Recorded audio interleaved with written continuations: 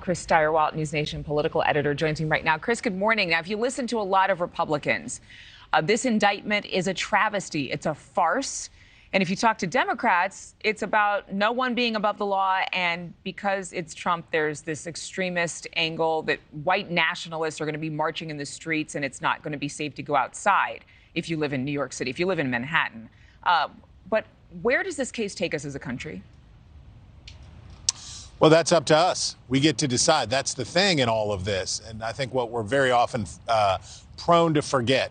We want instant analysis. We want to know everything that's going to happen. We want to know how it's going to play out. We want tomorrow's news today and all of that stuff. And very often I'm called on to offer my political analysis. I love to do it. It's what I do. It's how I make my living, about what will the political ramifications of things be here.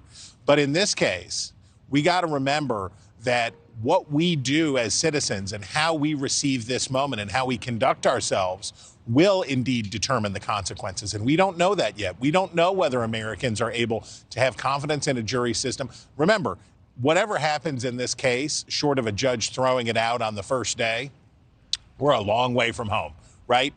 Even in the light most favorable to the former president, this would have to work its way through a legal process and eventually that he would be acquitted or that, again, a judge would throw it out. We could also be looking at something that goes to the United States Supreme Court on appeal.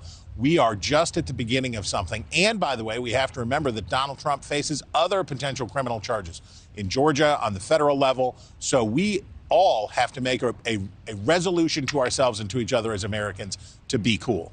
Be cool, be calm, keep level-headed. A new ABC News poll finds that while 45% of those polled believe that Mr. Trump should have been charged with a crime in this case, 88% of Democrats believe that, compared to 16% of Republicans. There's opinion, right? But how is this going to impact? How is this case going to impact me or my mom or my neighbor? Why should an everyday American care whether or not former President Donald Trump is charged in this case?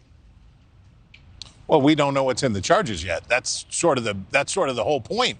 We don't know what's in there. I love all this survey work that's getting done, all these polls. What do you think about the president being charged? What do you say about the president? How do you feel about this? Well, I don't really care how people feel right now. I love America and I love Americans, but it doesn't really matter how people feel about the charges right now because we haven't seen the charges and we don't know how this process is going to play itself out. So the restraint that's required here as citizens in this republic is to withhold jumping to conclusions, even when a pollster calls you on the phone and says, hey, wouldn't you like to have an opinion about something you don't know about yet? Right.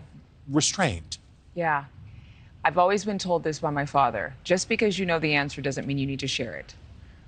Just wait. And we don't know anything at this point. The glorious truth, the glorious beauty of shutting up when you need to is an underappreciated American virtue. And Chris, my producers are telling me to shut up right now because we have to go to the commercial break.